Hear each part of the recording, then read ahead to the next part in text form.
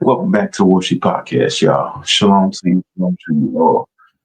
Listen, we finna discuss the Sharia law situation as well as the a couple things when it comes to the CIA. I've been saying this for years, y'all. When it comes to Omar Gaddafi, or when it comes to Gaddafi, I've been saying it for years, y'all, in regards to this, and I've been hearing others also speak the same words for years, and now the truth is starting to be revealed a bit more as to what our intergovernmental system has been up to. We talking about this is like the uh, Biden administration, the Clinton administration. These individuals have been up to some real nonsense. We're going to shed some light on that here today, all on a Warsheep podcast, where light creates understanding, understanding creates love, love creates that patience, and that patience creates unity. Let's quote from Michael X, y'all. So let's get unified in the spirit. Let's get it. Is the sheep preaching hate when it says, I'm not going to let the wolf eat me anymore? If the wolf comes in here, next time he comes in here, I'll do whatever I have to do to keep him off my back. Is the sheep violent or is the wolf the violent one? He wasn't teaching hate, he was teaching common sense. Somebody's knocking you over the head, stop them. Do whatever you have to do to stop them. The ones that were knocking him over the head were afraid of the fact that he might swing back. So they said, no, he's teaching hate, he's violent. All right, y'all. So let's take a look at what we got for the Sharia law situation, man. I'm trying to tell you now. And also, of course, things that have been hidden from you by our intergovernmental system and the CIA. You understand what I'm saying? These are all things that are extremely important for us to know, realize, and come to grips with. That our intergovernmental system lies to us. They don't do everything that is beneficial to our well-being. You understand what I mean? They're not all for us. They're not there to care enough to be sure that they got a healthy society. Okay, they just don't. As long as the politicians' pockets are filled, that's the only thing that these individuals care about is the measure of the cup being filled up. You understand what I'm saying? So we got to know that we got crooked politicians, regardless, that's going to be bribed, that can be bought, right? And not only that, we have individuals who will order hits out on American citizens. You understand what I'm saying? People who hail from America, literally, your life can be in danger just based on the necessity of war for resources. So you got to pay real close attention, as we, by the year, mourn the tragic death of over 3,000 people during the 9/11 terrorist attack. Now, I just want to say this about the 9/11 terrorist attack. I remember it taking place. I remember I was a child in school, actually, at the time, during the time it took place. In school, they actually wheeled out the old tube TVs, because they had them on wheels back in the day.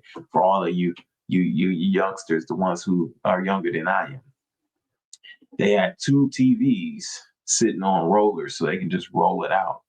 And I recall them rolling out on a tube TV the situation that was happening, when it came to the Twin Towers and the attack on the Trade Centers.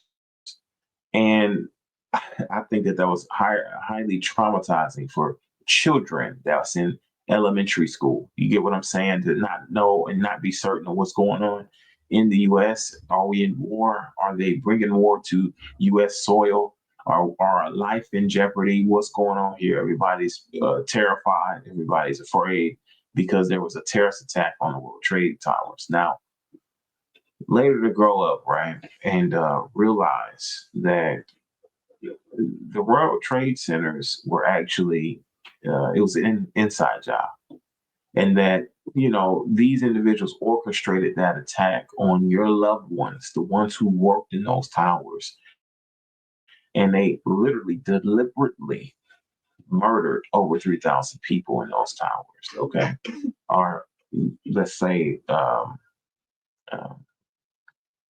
deleted over for 3,000 people in those towers. And so that right there made a lot more sense based on not only the commentary coming from the reporters and them saying that it seems like a demolition, but also the way that the towers were taken out. Okay. I mean, these things look like a controlled demolition, y'all. Let's take a look at that. Come on, you gotta get out of here. Come on. What came down though? What came down? The crash. The other trade center's down. It's down. It's down.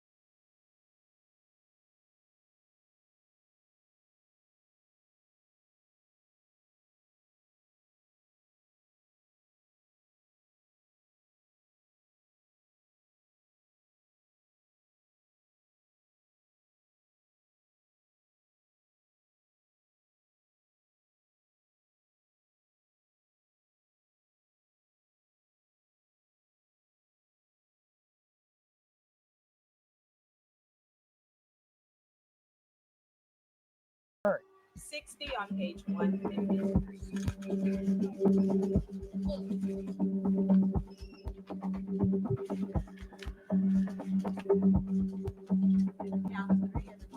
What we've just seen is about the most shocking videotape I've ever seen. What are the odds of two separate planes hitting both towers? It is completely impossible to understand why this is happening and to figure out what in the world is going on. We heard a big bang, and then we saw smoke coming out, and everybody started running out, and we saw the plane on the other side of the building, and there was smoke everywhere, and people are jumping out the windows. Over there, they're jumping out the windows, I guess because they're trying to seal themselves. I don't know. It blew up, a big explosion, people started running, it was just chaos everywhere. People jumping out, people just kept jumping and jumping and jumping.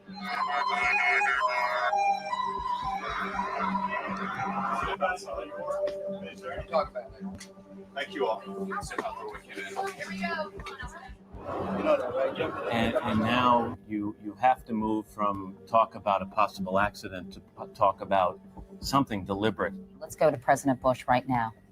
2 airplanes have crashed into the World Trade Center in an apparent terrorist attack on our country.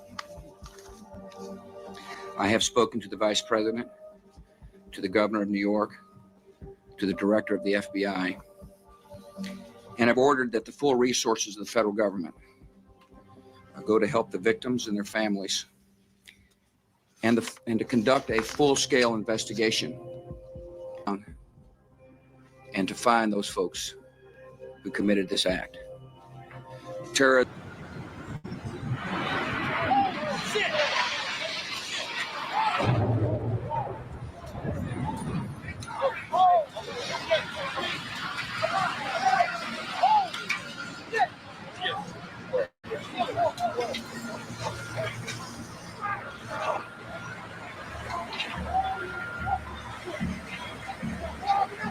Oh my God, there it goes!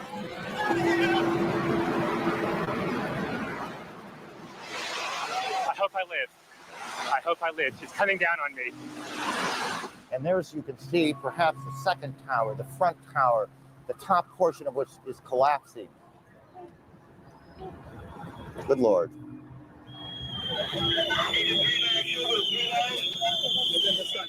Both trade towers, where thousands of people work, on this day, Tuesday, have now been attacked and destroyed. There is simply no way to accurately describe the emotion this evokes. Now, that's pretty daunting, right? To be able to take a look at that all over again. Like I said, I remember that day like it was yesterday. And I was a child when we witnessed this, and it rolled out the little tube TV, and we were just uncertain of the future of the United States, the future of America, the future of this country. We were just not certain of it. Not only that, immediately after, of course, they started to paint a picture of they know exactly who the bad guy truly was. I mean, not only that, but they found passports of these individuals who supposedly hijacked this plane, just laying on the ground, right? And what I would somewhat definitely agree is very good condition, in very good condition. And so my thing is that there's always been speculation that they were truly over there for no reason. They were actually over there for oil, for resources, things like that. And of course, my beliefs that I've been hanging pretty true to is that, of course, Saddam Hussein wanted to back their currency with gold and silver, which is tangible assets. And any individual that I've noticed that speaks about backing their currency with gold and silver, a tangible asset, the United States typically has quite a bit of an issue with those individuals. I mean, literally, they wind up and turn up to be assassinated or to be eliminated in some kind of way or another, right? Well, in this particular situation, of course, they staged a terrorist attack in order to get this thing done. And they are the ones who actually work this thing in house. Now, there's a man who's been out here spreading the truth in regards to 9/11. In fact, they blackballed him from politics, and he actually lost his job and position just for revealing the truth. He's an eyewitness as to what actually was going on during that time. And he's still been spreading the truth in regards to 9/11, in which a lot of us have still not accepted the truth that our intergovernmental system betrayed us. And they actually done so by by deleting many of our fellow Americans, brothers and sisters, their loved ones, on that day. And let's send our condolences out to to them all. We are definitely sorry for your loss, but this was a ploy and a plight and something that the intergovernmental system, all right, the United States, wanted to do to spark the war, right, against terrorism. You understand what I mean? Saddam Hussein didn't do what they claimed he did. There were false accusers, they were completely false accusers, false witnesses. You understand what I mean? And we effectively went to a war and backed a war based on wanting to defend a country, right? That the country is what's perpetual evil. They were the ones who were the aggressor on their own people. You know what I mean? How crazy is that? And then they go and point the finger at somebody else. It was them. So we can be able to take our energy, take some hatred, take some wanting to have get back. You know what I'm saying? Wanted some get back, and they wanted it in the right direction. So they pointed the finger at Saddam Hussein and effectively went over there and did whatever we need to do to find him and murder him. You know what I mean? So that's very interesting to me, to say the least. We're going to take a look as to what this man had to say. The eyewitness as to what was truly going on with 9/11 and how that truly was an inside job. He recently went on the Tucker Carlson show and spoke to Tucker about these findings, okay, openly, right? And like I said, he's been blackballed from politics. His family's had death threats, all kinds of different things going on as well. Let's take a listen as to what he discovered while what he discovered. Let's take a listen as to what he believes where he's coming from as an eyewitness. Okay. One is. I don't, at this point in time, I have my own perceptions. I don't have something I can give 100%. I can't swear on, but what I'm seeing bothers me to the core of my body, that 9/11 did not happen because a group of hijackers got control of some planes. First of all, I have confirmed that 2 of the hijackers that were on one of the planes in New York were working for the CIA. They were on the CIA payroll. And that was confirmed to me by someone in writing from one of our agencies. And I have that letter. So 2 of the people involved were actually working for the CIA in one of the planes. I know that. And they lost control of them. And there were reprimands against those agency people after the fact. Second, I know the intelligence, they tried 3 times to transfer the information about information that could have prevented 9/11. That's fact. To the Justice Department. And I have the name of the person that at the Justice Department they contacted, and she was told to cancel the meetings. They couldn't have the meetings. Who did that order come from? Who? That's what needs to be investigated. Okay. And then we have John Crane, the Inspector General of the Pentagon, who went to the extent of issuing a request for whistleblower status because he was told to lie to the Congress and lie about pre-9/11 intelligence and able danger. And then we have General the book by the general and his comments that he knew within seconds of none of this is in the 9/11 Commission report. The 9/11 Commission report is a piece of garbage. I wonder who could have actually ordered this hit on the World Trade Centers, which effectively devastated the country and thrusted us into a war that we never asked for. In fact, our intergovernmental system orchestrated themselves. So we actually went to war with people who had nothing to do with this. Individuals who are on the payrolls of the CIA, in which, of course, we know, Central Intelligence Agency, they have been effectively tearing apart not only our communities here in the United States and in America, but they have been destroying our leadership here as well. These are PSYOP missions. You understand? To work within our own. This is practically civil war. This is on your own citizens performing experiments, okay, and destroying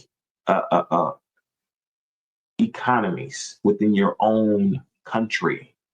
This is what our intergovernmental system is capable of. This is what they're up to, and this is why they're rogue. These leaders that we have here in the U.S., these politicians, so-called, that are on payroll from IPAC and are doing whatever is necessary to line their pockets, in the pockets of their investors, in the pockets of their buddies, whoever they can be able whoever they can be able to line their pockets. That's what they're up to. That's what they're doing. They're thieves. And much like you see a lot of these individuals who are actively stealing from the people, right? And it's known theft, and they are not arrested for it. It's because they're politicians and they have been doing it for years. There literally has been $5 trillion that's just unaccounted for, that just literally went missing, okay? Completely unaccounted for. They have no records as to where this trillions of dollars actually went, okay? It just disappeared. All right, it says history of missing money. $21 trillion is missing from the U.S. government. No money shall be drawn from the Treasury. But in consequence of what? No money should be drawn from the Treasury, but in consequence of appropriation made by law, and a regular statement of account of receipt and expenditures of all public money shall be. So let's take a look at what they have to say in regards to $21 trillion is missing from the U.S. government, okay, which is a corporate entity. They should have a handle on this. Let's listen to what what they have to say about this. And let me give you the history. In 1994, the New York Fed and the Federal Reserve bought shares in the Bank of International Settlements. The Bank of International Settlements is the central bank of central banks in Switzerland, and operates above the law. They have sovereign immunity and enjoy it in many respects. and they can receive and hold money secretly. They can keep money on their balance sheet secretly. So the Fed bought shares and made their relationship with the BIS much closer in 1994. In 1995, a budget deal basically crashed and burned in October. And it was then that one of the largest pension funds, or the president of the largest pension fund in the country, said to me, they, whoever they is, have given up on the country and moving all the money out starting in the fall. And it was that fall, October 1997, when money started to go missing from HUD as well as the Department of Defense. As of today, there's $20 trillion between 1998 and 2015 missing from DOD, and $1 trillion missing from HUD. The other thing that started to happen when that money started to go missing, Polly, was what I call the Great Poisoning. So literally, it was the next month after the budget deal crashed that OxyContin was approved, and the HUD predatory lending started, and the pill mill started, and really the targeting of the low-income neighborhood started, including the roundups coming from the private prison movement. And so undocumentable adjustments then skyrocket. Coming into 9/11, we had been working with a reporter in Washington who was writing story after story about the missing money, and we had a huge spread coming out in Insight magazine, the cover story going to all the congressional and Senate offices talking about what was then 3.3 trillion missing and demanding accountability, including who were the private corporations and banks running all those payment systems. And we expected that story. It was going to be run on September 15th, 2001. That Monday, so the day before 9/11, Donald Rumsfeld gave a press conference at the Department of Defense. You can see the video up at the Missing Money website at Solari.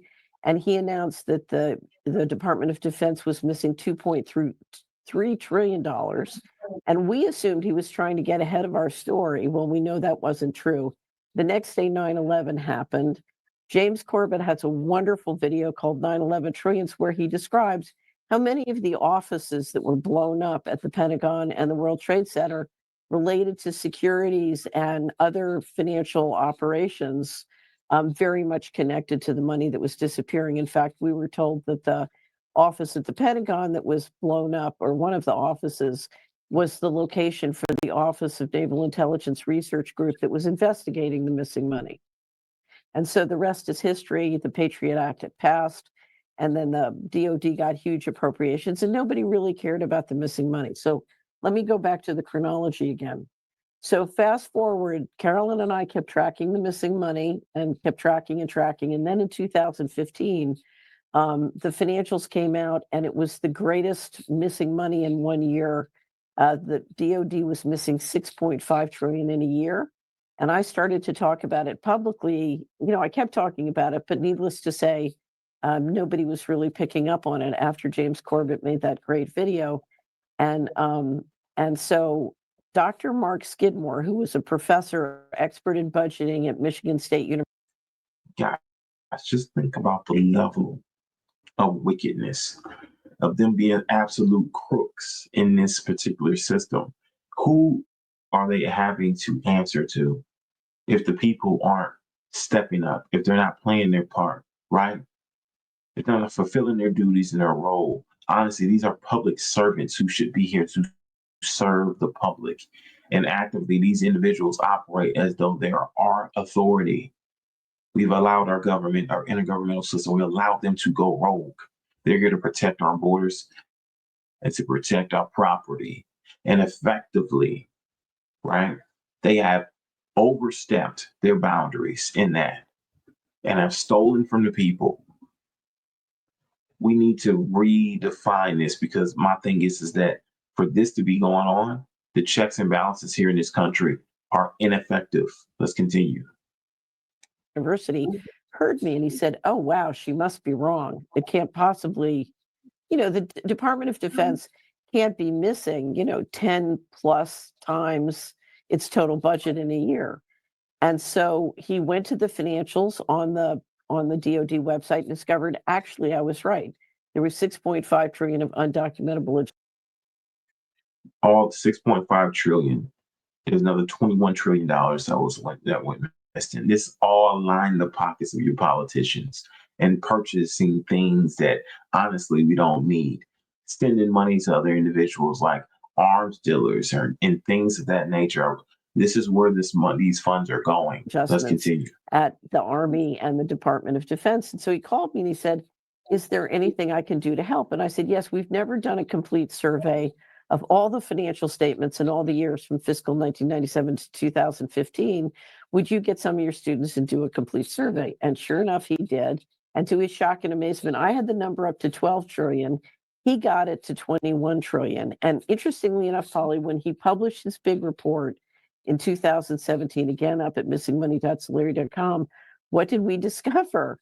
We discovered that the amount of money missing from the US Treasury was the same amount as the total debt of the United States. On the books of the United States, when Dr. Skidmore published that report, there's $21 trillion missing from the US government, and there was $21 trillion of outstanding debt.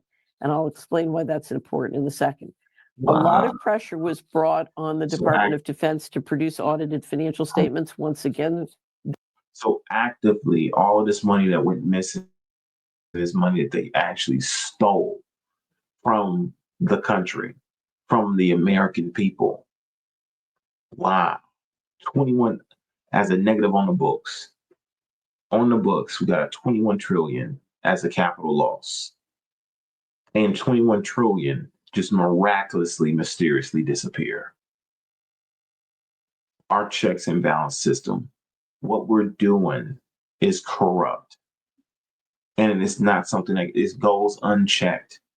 A lot of that probably went to IPAC, and developing Israel and, other individuals, right? Like this Islamic war regime that they've been funding for years now, especially all throughout the Biden administration, funding our enemies. This is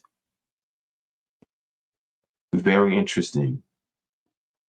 Let's continue. This is very interesting, y'all. They refused. And when they refused, remember the Kavanaugh hearings? Do you remember, Polly? Yes. Okay. During the Kavanaugh hearings, the Senate, the House, Republican and Democrats, and the Trump White House got together and issued a policy called Federal Accounting Standards Advisory Board Statement 56. I refer to it in short as FASB 56. We have a great article that describes this in detail. Maybe if you could bring that up, Lou, FASB 56. There we go. You can find that at the Missing Money and in the links for the show. And what FASB 56 says, very short and simple, is basically the government can keep secret books as a matter of administrative policy, thus refusing to obey all the financial management rules and regulations and laws, including the constitutional provisions for disclosure of financial operations. They extended it, along with the classification laws, to private companies and banks doing business with the federal government, which means when you look at the U.S. securities market, the large cap section of the U.S. market, most of the disclosure is meaningless. You have no idea how the money works at many of these companies and the government because they're so intertwined. That was an astonishing event. And in my opinion, Polly, the COVID-19 operation could never have happened without that, because it put the Department of Defense and some of the agencies in a position to essentially access an unlimited amount of secret money. So, somebody once told me it was a wet dream, secret money for secret operations. And if you look at the money that flowed out, it was interesting. It was, I think, 1 month after FASB 56 passed that suddenly Moderna magically raised $500 million. Quite a coincidence. Can I just comment? Yeah, quite a coincidence indeed. This is what's going on in our government. This is what's coming in from the dark into the light, you guys. This is what's going on, y'all. Now, my thing is this, right? Is that not only is this taking place within our government, intergovernmental system, but we are also having issues when it comes to Omar Gaddafi, right? And the truth about Omar Gaddafi and what happened with him, right? We're learning a lot about our intergovernmental system and the way that they're operating right under our noses. And many of us who were labeled to be conspiracy theorists have been calling this out for years, in which the majority, the overwhelming majority, has has completely disregarded the position of our governmental system being rogue, right? Right. And also, of course, being traitors to the country. Okay. Uh, um, this is some of the most important things. I want to, of course, even go further with Gaddafi and the way that they handled this situation. Let's listen in. The same individual from Tucker Carlson is going to go into the Gaddafi situation, because he is also a witness and investigated that situation as well. Let's take a listen as to what he had. Be obvious since 3,000 people were murdered that day. It's like Libya. We were the ones that caused Gaddafi's death because Hillary Clinton played a game over there, and I was the one that went over there during the war.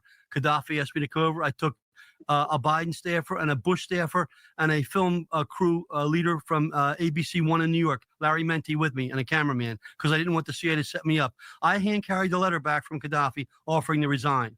The U.S. didn't want him to resign. They wanted to kill him. Why? Because Gaddafi, and I met him 3 times. I took Biden on my second trip to Libya, by the way. He went with me when I spoke to the whole country.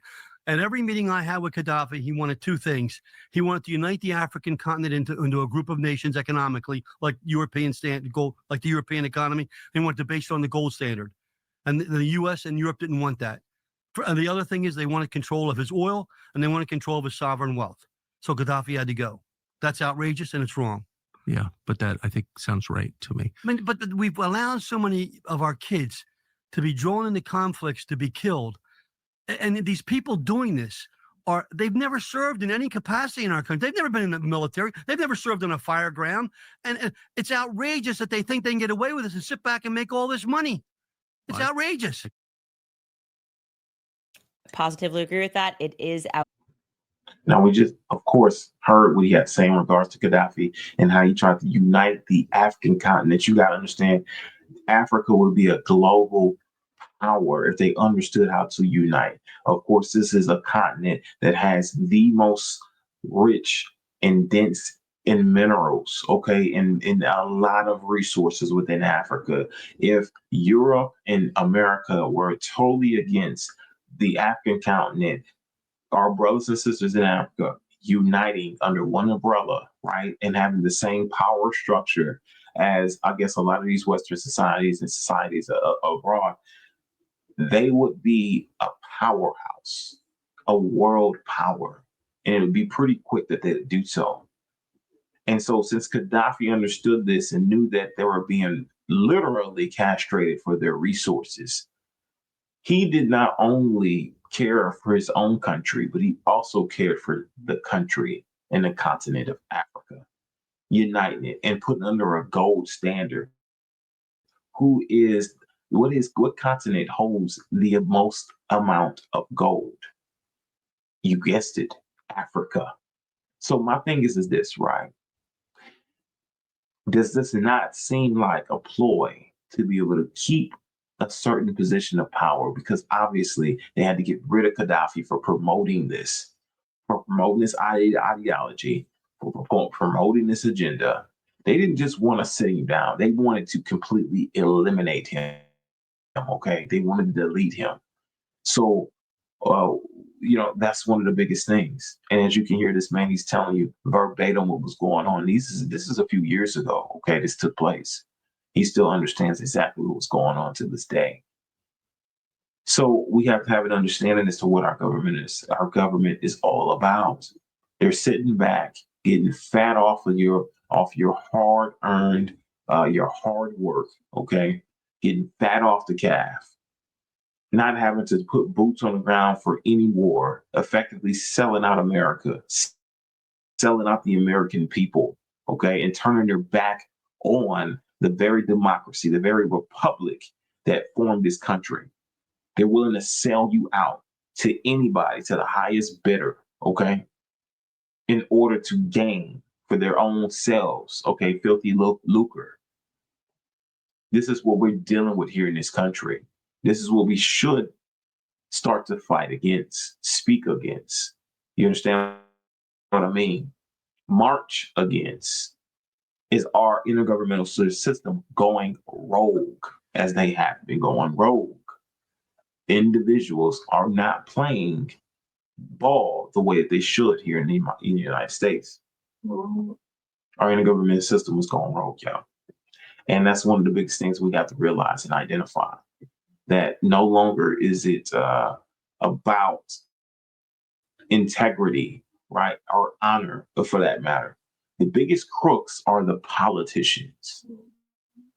You think you'll find the crooks in jail and prison systems. No, it's the ones who believe that they are setting the laws for us to abide by. We're the only ones who are going to abide by those. The politicians are going to, honestly, they're going to go against every one of those. They're going to break every single law. You know what I mean? They are criminals. They're crooks. And we have criminals and crooks within our intergovernmental system, as our politics, as our representation, overseeing all this stuff. Got to get a handle on this. The checks and balances within this system is completely off, and it has been bought and has been sold with a price. They have sold out. They have sold their soul. This is crazy, y'all. We got to understand how profound this truly is, this information, how crazy this is, and how you desperately need to know this for the next thing that I'm getting into. Because pretty soon, they're gearing up and they're working towards selling out the United States, not only to the Islamic regime, but also they're looking to give it over to Zionists as well. They've already been giving it over to the Zionists.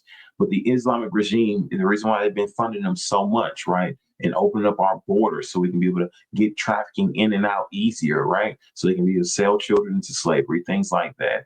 A lot of these Islamic individuals, okay, are trafficking not only children, but people, human beings from Africa, all these other different places, right?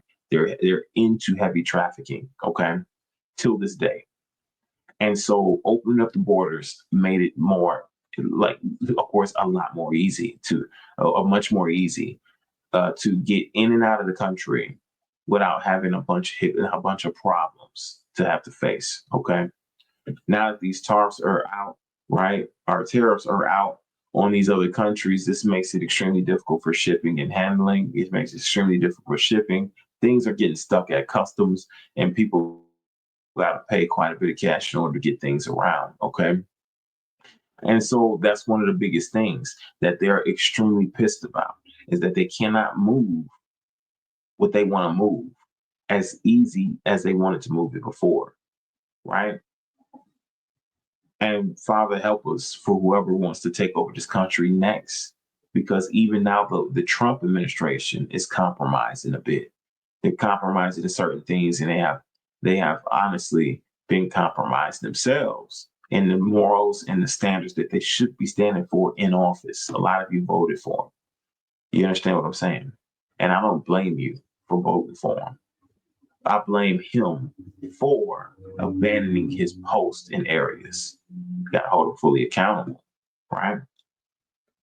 Got to hold him fully accountable. Now, my thing is, with this Sharia law situation, we need to understand what we are facing when it comes to this thing. Okay. And so we're going to take a look at a man who's speaking about Sharia law and what state that it's in currently. Okay. What state that it's in currently. Let's go ahead. We're going to take a listen as to what's going on with the Sharia law thing. We're going to keep rolling out more and more information in regards to Sharia law. Okay. Now, my thing is this, right? The conflict between Sharia law and biblical facts are honestly astronomical. we are actively looking at a situation where, this could open up the war on the saints, literally, okay? As they already kind of been engaging in that over in Europe, as some eyewitness accounts have been testifying to this, okay?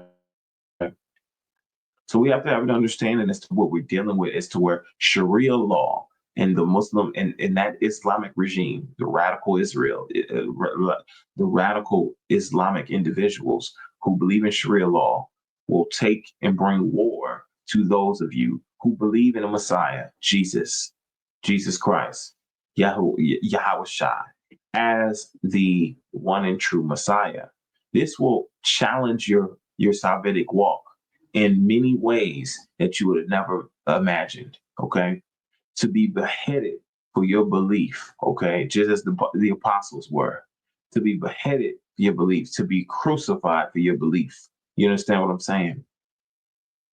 This is what could be rehashed and reopened as a possible issue or face up to 2 years in prison. You understand what I mean? How many of you are going to 2 years in prison for Jesus?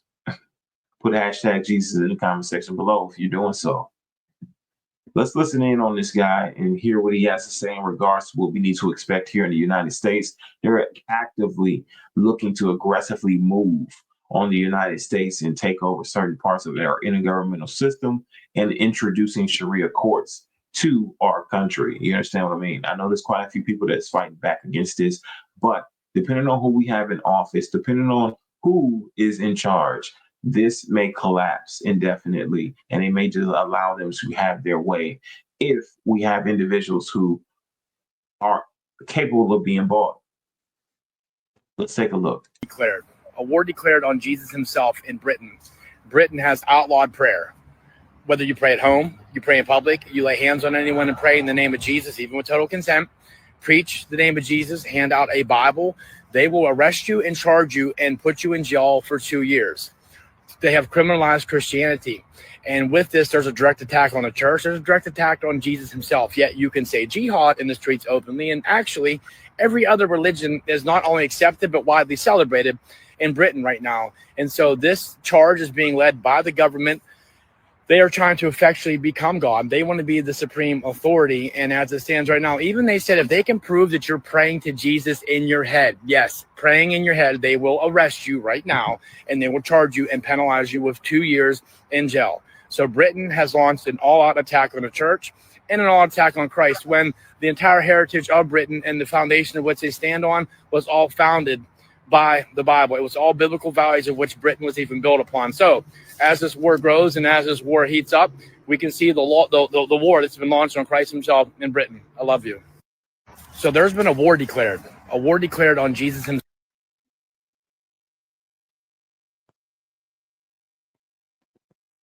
All right, so as you can see, of course, he's speaking about this war that's being declared on our Messiah, on Jesus the Messiah. And if this is happening in Britain, of course, it's going to spread in other countries. Of course, they're actively taking over Australia as well, but they're also actively pursuing the US. If you take a look at cities like Dearborn, Michigan, they're actually heavily in Dearborn, Michigan. Of course, me personally being somebody who has lived in Michigan for years, right? And also was born in Grand Rapids. I've spent time in Dearborn. It's a heavily Muslim population in Dearborn, Michigan. Now, my thing is that they're actively pursuing this, y'all. This ain't something that's like, no, this is under the radar. You're not going to be fully aware of this. You're not going to know about it until it hits you, right? And then when it hits you, it'll be blindsiding you. It'll sucker punch you in your mouth. You understand what I'm saying? The next thing you know, it's right here in your face. These are some of the things that we really need to prepare our houses for, because it may come a time where we need to defend our belief, where we need to defend our belief in the Messiah, in Yahshua, Jesus, the Messiah. It may come a time where we have to lay down our very life in regards to our belief in Jesus. We need to be sure that we are getting our hearts right, gearing our spiritual walk together. You understand what I'm saying? And being sure that we're staying connected to the Father more than ever. Because with transhumanism, with Sharia law and Islamic regime on the horizon, right? actively making an approach, right, to wage war with the saints as it already though was prophesied. We must gird up our loins and get closer to the Father, draw nigh to him. You understand what I mean? Because of the simple fact that we must prepare spiritually, physically, mentally for what's to come down the pike when it comes to the Sharia law situation. I'm gonna keep covering this, and we're gonna keep going over more information in regards to it. But this actively is raising and posing it a real threat that our intergovernmental system will support if they are paid the appropriate amount. Okay, they will support this. They will push they will push the bill through if they get enough resources, if they get enough money, if they line their pocket enough. They will allow this into our country. If you don't believe that they won't, I guarantee you they would. With under the right administration, they will definitely do whatever they feel they need to do in order to get that coin. You understand? So we need to be aware of our intergovernmental system and what they're about and what they're doing actively within our country, behind our backs, under the radar, right in our face. And we need to start to stand up for what's right by speaking out, by gathering in protest when it comes to these individuals who are taking advantage of the system, right? And our intergovernmental system going rogue. We need to definitely be on the lookout for these things, okay, guys? And I really want to shed light on the problem that we're currently having with the corrupt government system, the United States government, okay, which is a corporate entity. You're not a US citizen. You're a national American. You're an American, okay? You're not a US citizen. And whenever they want to request that from you, you should always think twice whether you check that box for US citizen. You're not a US citizen. You're a national American, or you're just an American. A US US citizenship would mean that you're cattle. It would mean that you're a byproduct of the United States of America, which is a corporation that can be sold on an auction block for trillions of dollars. And trillions of dollars are missing. Man, y'all heard the truth here at the Warsheep podcast. Don't forget to like this video, comment, and subscribe. We're going to land this plane here. Like this video, comment, subscribe, and share with whoever understands this information, as well as those who do not get it yet. We need to band together, stick together, and understand what we need to do moving forward. I appreciate you guys' support and your love for the Most High Yah, right? In Jesus, our Messiah. Thank you for supporting them, and loving them by showing that you love his people. You love your brother. You love your sister, me personally in general, right? By showing me support and love. Bless y'all. Like I said, don't forget to like, comment, subscribe, and share. All right. Holla at your boy. We'll see you in the next vlog. All right. Peace and shalom.